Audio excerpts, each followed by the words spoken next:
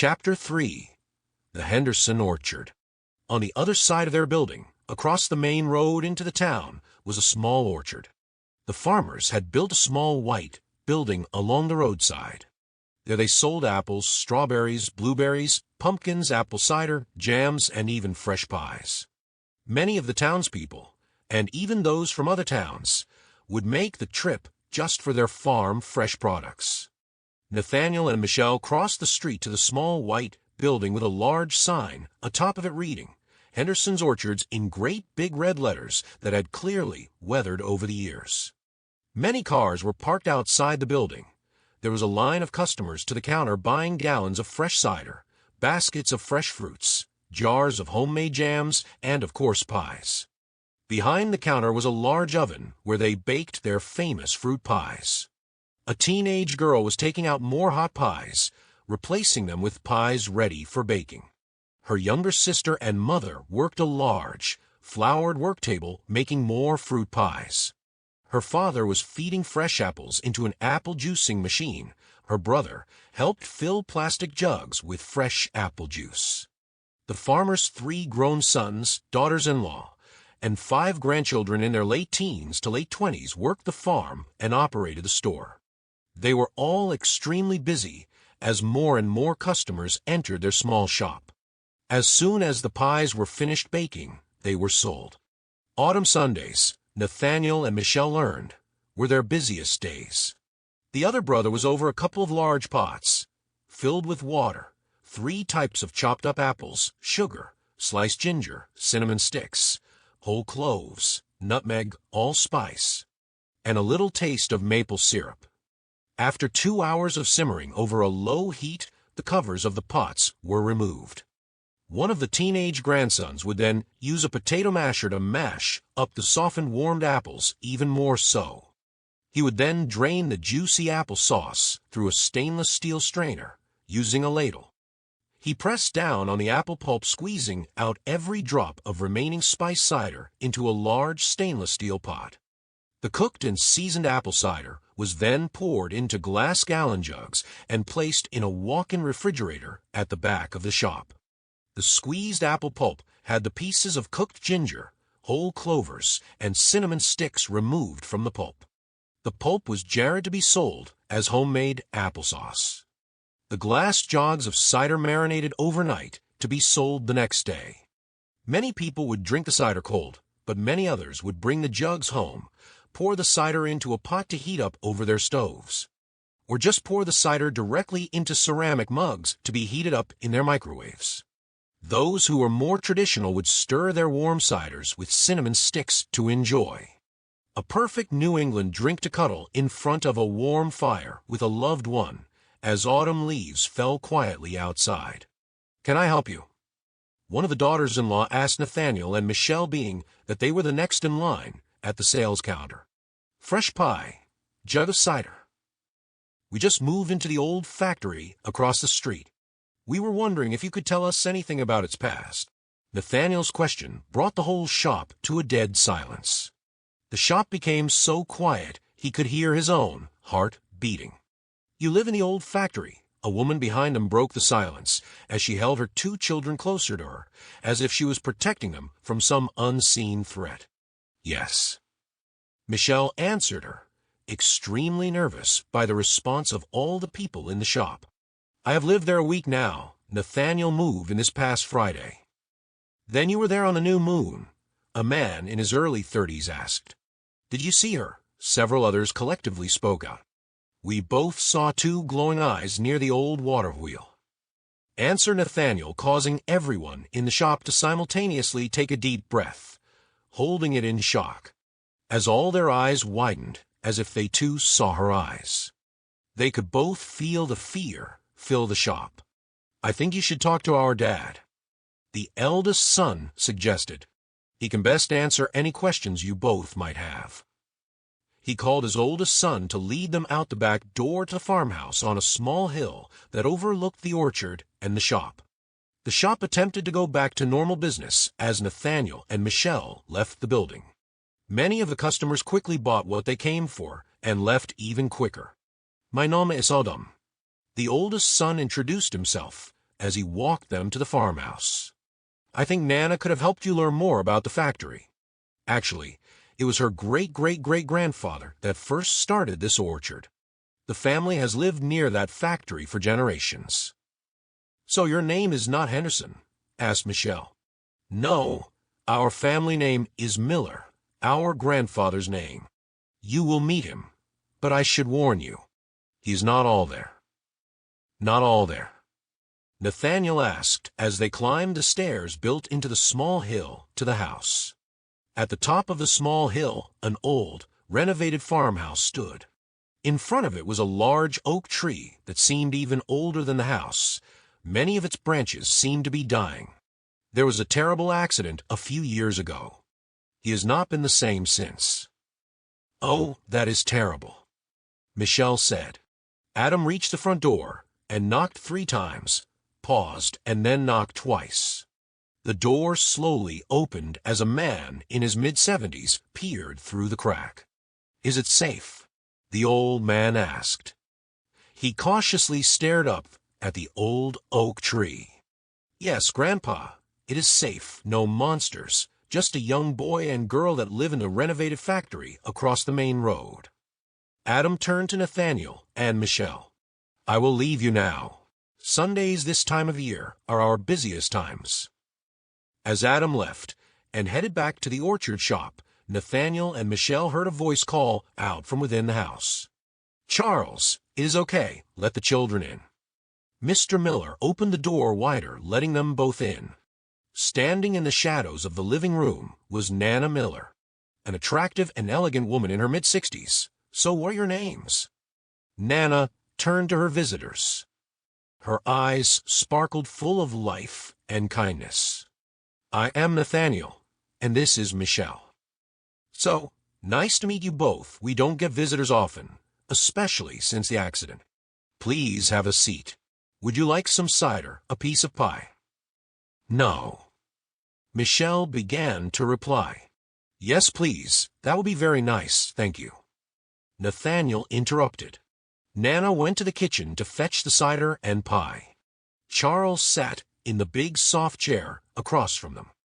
He looked extremely strong and healthy. His chest and arms were of a fit man that clearly had lived an active physical life. His hands and face were strong and leathery from working outdoors under the sun. "You live in the old factory?" "Yes, Mr. Miller," answered Nathaniel. "Have you seen her?" Mr. Miller asked. "We have seen her glowing eyes," said Michelle. "Well, she is nothing to be afraid of. As long as she gets her ice cream every new moon," Mr. Miller assured them, "it is the monsters you have to worry about." "The monsters?" asked Nathaniel. "Yes, the monsters. That's who caused the tractor accident a few years back. They are very tall, with strange heads of green hair. Their bodies and arms are covered in hard, rough brown skin," explained the grandfather as Nana returned with a tray of cups of apple cider and plates of pie. "I hope you like blueberry pie." Nana placed the tray down on the coffee table and served her guests and her husband. "Try our cider, too.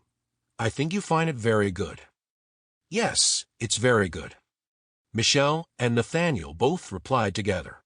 "Mrs. Miller, we were hoping you can help us." Nathaniel asked in between bites of his really delicious blueberry pie. "As you know, we moved into the renovated factory across the main road from you." "How can I help you, my dear?" "They want to know about the monsters." Mr. Miller replied, "Terrible, heartless creatures. If you cut them, they don't even bleed red blood." Nana turned to her husband. "Charles, we talked about this before. There are no monsters." "Damn it, woman. You just need to look out the window. They already have us surrounded. Big green and brown monsters, wild blowing hair every time the wind blows. Look at them with their powerful arms reaching out to grab any poor hopeless soul that unfortunately gets near them." Mr. Miller stood up and peered out from behind one of the window curtains. Michelle and Nathaniel looked at each other as they listened to Grandpa Miller. "Honey, Charles, we have explained many times they are just trees. They are not monsters. Please come and sit and enjoy your pie." Nana patiently spoke to her husband. She turned to Nathaniel and Michelle. "I'm sorry for his behavior. Ever since I was hit by a tree branch while driving the tractor, he has been like this. He survived 3 tours of duty in Vietnam without a scratch, but it turns out my getting hit by tree branch hurt him the most." Charles returned to his chair. "Just trees?" he asked his wife, confused. "Yes, dear, just trees. Not monsters." "You sure?" He looked into her eyes, his eyes watering just a bit. "Yes, Charles, I am sure. They are only trees. Please drink your cider." Nana Miller turned her attention to Nathaniel and Michelle once her husband calmed down and began drinking his cider. "As you know, we moved into the old factory. Yesterday, we met the ice cream man who left ice cream for her." Michelle placed her half-empty cup of cider back on the tray. "Oh yes, it was a new moon last night," Nana Miller stated, taking a sip of her cider. "Did you see her?" "We saw her eyes," Nathaniel answered, a bit frightened as he remembered the glow. "We both saw them near the old water wheel late last night." "Many monsters on the other side of the river," mentioned Grandpa Miller as he looked cautiously at them. "Those are woods, Charles," Nana explained to him. "Oh, right, woods," replied Grandpa Miller. "Well, I told them she's not to be afraid of as long as she gets her ice cream every new moon." "That is true," added Nana Miller. "Only back in 1918, we had all those deaths in the town when they forgot to leave the ice cream out for her. Of course, that was when my grandfather was only a little boy on this farm. Way before my time. The townspeople after that never forgot again to leave the ice cream for her." "So, you're saying we have nothing to fear from her?" asked Michelle. "You don't. Charles is correct. You don't have to worry about it. The monsters are what you have to worry about." Grandpa Miller stood up suddenly and went to the windows again. "Look at them, just waiting with their long, powerful arms to attack some innocent person. Charles, please remember they are only trees. I ran into a tree. It wasn't a monster sweeping down and trying to grab me." Nana Miller tried to calm her husband. "Charles, come back and eat your pie." "Only trees." Grandpa Miller settled down, looking at the orchard through different eyes. They're only trees." "Yes, dear, only trees. Come sit next to me." She patted his empty chair with her small, delicate white hand. He returned to his seat. She kissed him gently on the cheek. "Okay now?" "Yes, Yamuk. I am sorry." "Nothing to be sorry for." She kissed his cheek again. He responded by taking her hand into his and holding it lovingly. Michelle was moved by the years of love Nana and Grandpa Miller clearly had for each other. As much as she loved her stepdad, she still wished her mother and father could have had this kind of love for each other and had never divorced. Nathaniel was thinking the same thing about his mother and father. "Mrs. Miller, can you tell us more about the old factory?" asked Michelle. "Yes, dear, of course I can. Please call me Nana, though. You just have to understand that the factory had been closed for decades, even when my grandfather was a little boy. The last time it was open was when my great-great-grandfather ran this orchard. What I know of the factory are stories my grandfather told me, which his father told him." Nana Miller drank some more cider. Girls from all over New England wanted to work at that factory. You have to understand that before the 20th century, most Americans were farmers. By the mid-1800s, the Industrial Revolution was really just beginning. The lives of the girls in the factories were hard compared to today's standards. Hours were long, 12 hours a day, 6 days a week. Accidents happened on the factory floors with those heavy steam or water-powered machines. Compared to today's salaries, the salaries were very low. Damn socialists would tell you how the factory owners exploited the workers, added Grandpa Miller.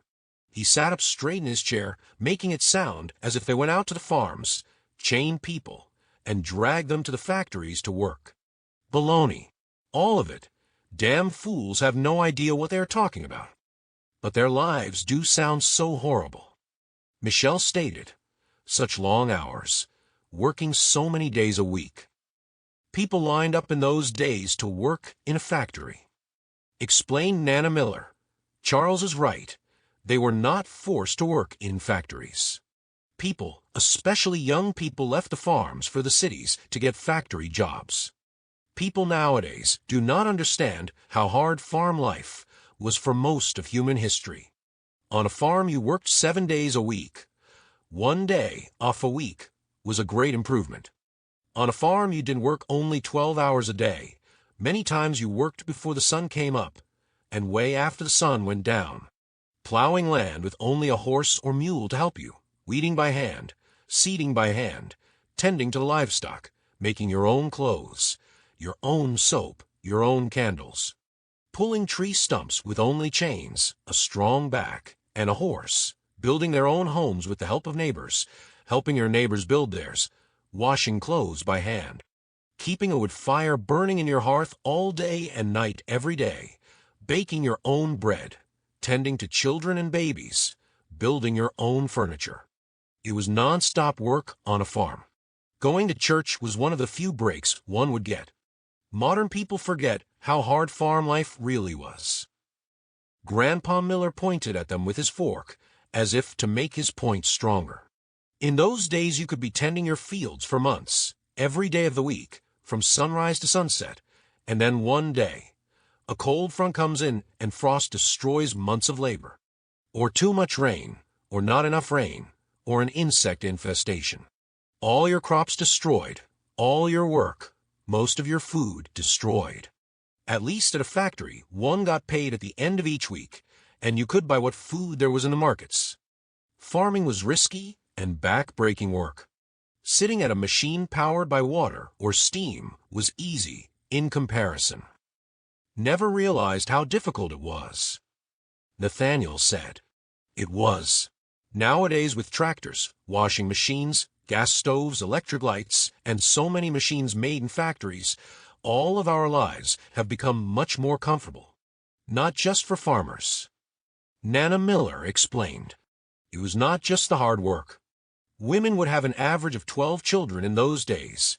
With childhood diseases, they were lucky 2 of their children would reach adulthood. 1 out of 3 women died from childbirth. It is the reason children today are born in hospitals. Not that women need a doctor to have a baby, but just in case something goes wrong to protect the health of the mother. So you can imagine how difficult life was on a rural farm. Many parents hoped their daughters could work in that factory, and the owner would find their daughters wealthy men of good character to marry. With money they would have a home and servants to do the housework, cooks, gardeners, stable boys, even nannies to help care for their children. It was almost impossible for girls to go to universities at that time. It wasn't until 1855 that Bates College in Maine first accepted young women as students. So, for a young girl in the early 19th century, to get a job in that factory was like earning a scholarship to an Ivy League school today. Their lives were set. Grandpa Miller mentioned, "What about love?" Michelle questioned. "Love," replied Grandpa Miller. "Love is a very modern concept. Throughout most of human history, a girl belonged to her father until he gave her away to a man to marry. The father chose the husband, not the daughter. You know the story of Romeo and Juliet. Juliet fell in love with Romeo, who belonged to a family her family was feuding with."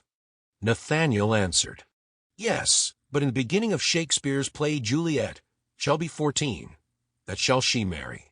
Her father had already chosen the valiant Paris for her to wed." He thinks trees are monsters, but he still remembers his Shakespeare. "Nana piniriris jik." It wasn't so much that she fell in love with Romeo. It was also she was disobeying her father's choice for who she should marry. Mr. Miller took a bite of his blueberry pie and pointed at them again with his pie fork. "Even when I was a young man, if you wanted to marry a girl out of love, it was customary to ask her father for her hand in marriage. If her father said no, No marriage. Nowadays, young people just do what they please and tell you later they are getting married. That is, if they even bother to get married at all anymore. Marriage for most of human history was not based on love. It was a contract between families. It was a way a man could get a wife to bear him children and give his parents grandchildren. For a family, they would not try to find a man that she loved, but a man who could support her and care for her and their grandchildren. Nana Miller took Charles's hand in hers. Michelle, we are lucky to live in these times that we can choose the men we want based on love. We no longer have to obey our father's decisions. A modern woman can support herself. She doesn't need a man for that. She only needs his love. Charles, listening to his wife's words, held her hand a little tighter and kissed her gentility on the lips. I am the lucky one. Grandpa Miller looked into Nana Miller's eyes. So, if the factory was such a better life than they had working on their parents' farms, why does the factory have such a negative history? Asked Nathaniel, placing his empty pie plate and fork down on the coffee table. The 19th century was not only the time of industrial revolution in America and Europe, but it was also a time of the Romantics, romantic novels, artwork, and operas. Young people moving to the cities were no longer staying on their parents' farms, doing as their parents did and grandparents did, generation after generation. It was an exciting time to be alive. Change was in the air. For those that embraced the Romantics were in conflict with the traditional ways of their parents' thinking. The Romantics were even out of step with many of their contemporaries who still believed that they should without question obey their parents even as young adults. Nana Miller placed all the used plates and cups on her tray. Would you like more pie or cider? No, thank you. Nathaniel and Michelle both replied. It was very good. Nana Miller smiled as she took the dirty dishes to the kitchen. There were other girls that were not happy to be working in that old factory, Mr. Miller continued. She was not the only broken heart in that place. Several girls over the years had tried to run away with boys or young men they had fallen in love with. Mr. Cretan was never tolerant of their romantic philosophies. He was a very hard and practical man. He was a man of industry, a man that considered the bottom line of every one of his decisions. Nana Miller returned to the living room and to her seat. Mr. Cretan. Ace, a young girl, I hated just the sound of his name, especially hearing how he would treat those poor young girls. As I got older and understood things more, I began to understand him and his actions. I never agreed with his ideas, but I understand from the times he lived in why he thought the way he did. I actually feel sorry for him now. You feel sorry for him? Michelle could not understand. My dear, the man had not a romantic bone in his body. Everything was only money and profit with him. He died in that building, a broken man. He never married, no children of his own. Most of the girls he supervised over the years had learned to despise him.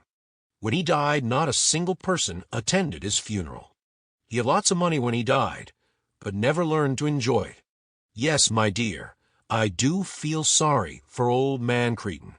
I am blessed to be in this small, warm home filled with the love of my husband, children, and grandchildren.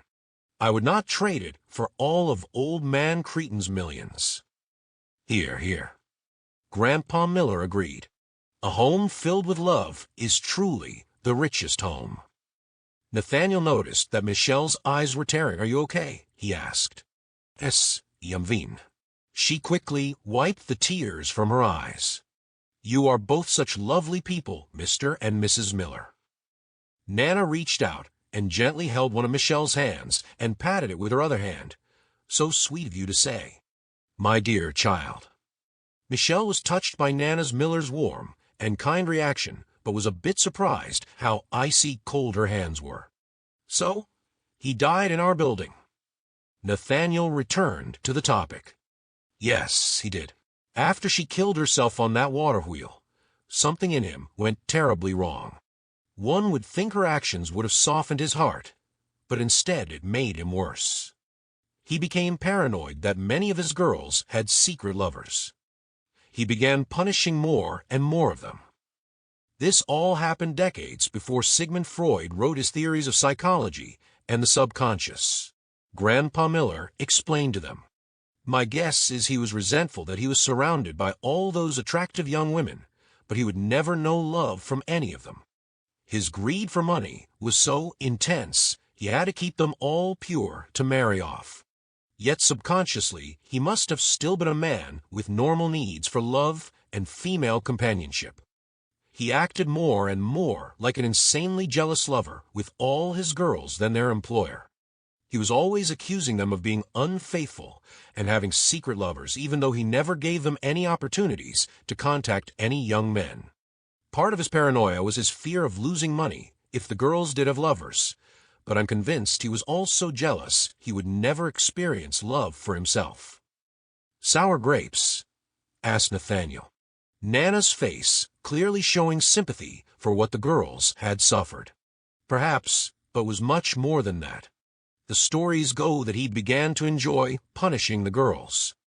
He would no longer whip them, since it would damage the prices he could get for the girls when he would marry them off. He would think of other ways to make the girls suffer without causing any physical harm to their appearances. For example, he would force them to stand on a stool holding a bucket of water over their heads for long periods of time, or shaving their heads in front of the other girls. Hair can always grow back, Grandpa Miller pointed out. So, he could still marry them off later when he wanted to. Nana continued. The worse was he began locking the girls into their dorm rooms each night. He even had bars placed on their windows. It all came to a head when on the top floor of the building, during the night, a lantern was accidentally knocked over and set one of the beds on fire. The fire spread quickly, and by the time they were able to open the door to the top floor, 20 girls were already dead. The others were badly burnt and scarred for life. How awful. Michelle replied, That would be the floor above my apartment. Stories are that some nights their screams for help can still be heard, along with their banging on their locked door. Nana Miller added, After that fire, the stories finally came out how the girls had been treated. No parents were willing to allow their daughters to work there anymore. The factory closed its doors forever, and Old Man Cretin went down to the factory floor one last time. Either he slipped or threw himself into the turning gears of the water wheel that powered all his now silent machines. It is said that it was his bones that jammed the water wheel to its final stop. What did they make in the factory? Nathaniel asked. Grandpa and Nana looked at each other, and then back to Nathaniel. We don't know. You don't know? Michelle responded, surprised. Yes. I know it sounds strange. After all these years of hearing the stories of that factory, the poor girls, and Old Man Cretin, I've never met anyone who knew what they made in the factory. Nana Miller answered. You have to understand. Grandpa Miller replied. No one has had the courage to go into the South Wing to find out, and all those that would have known what they manufactured have been dead for over 100 years. The stories are that Mr. Cretin's spirit is still roaming the factory floor. Even the workers, when they renovated your building, refused to enter the South Wing. That is why there are no apartments on that side. The top floor of the building, where the fire happened, has also not been renovated. You would think grown construction workers wouldn't be afraid of ghost stories. Perhaps you noticed that the bars are still on those top floor windows. Michelle grabbed Nathaniel's arm again, holding it tightly, as she thought of the girls dying on the floor above her bedroom and the ghost of Old Man Cretin roaming the South Wing. Nathaniel wanted even more so for his father to agree to move out of the building. Do you think we are in any danger? Michelle asked the Millers. Oh no, my child, smiled Nana Miller. As long as she gets her ice cream each new moon, none of us have anything to fear. As for the upper level and the South Wing, as long as you leave them alone, they are not known to harm anyone. At worst, just noises in the night. Just stay out of those parts of your building and away from the monsters across the river. Grandpa Miller returned to his fear of trees. The ice cream man told us of the organ music from the woods. Michel replied to Grandpa Miller's fear of the woods. Handel's Saraband always brings a tear to my eyes when I hear it, responded Grandpa Miller, as if he was listening to the early 18th century piece of music. One of Handel's best works. Saraband. Nathaniel tried to say it. It's pronounced Saraband. It was a slow Spanish dance from the 16th century. Handel's version was 1733. With a proud smile, Nana looked at Michel. Isn't he amazing? It is like living with a talking encyclopedia. Michel smiled back at Nana Miller in agreement. I never heard of it. Nathaniel answered, You should. Grandpa Miller got up and walked over to their stereo with a CD player and an old-fashioned record turntable. Grandpa Miller flipped through his collection of vinyl records and finally pulled up the soundtrack from the Kubrick film Barry Lyndon. Great movie.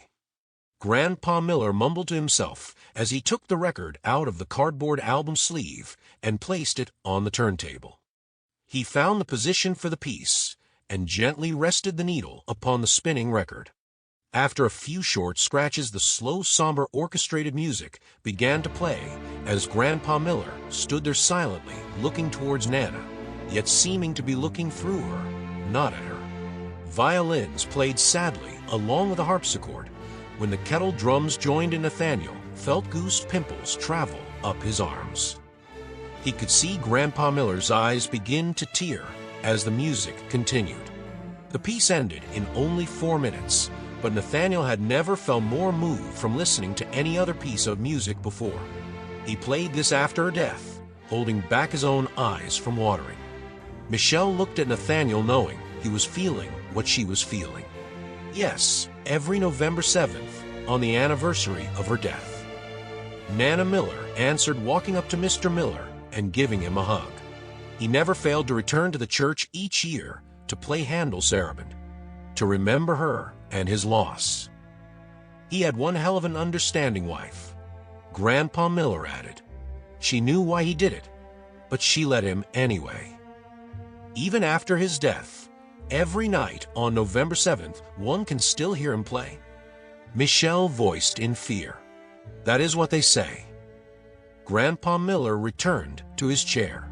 Even after the church burned down, you can still hear him playing for her every year on that night. Of course, a lone church pipe organ cannot do justice to the piece as a full orchestra can.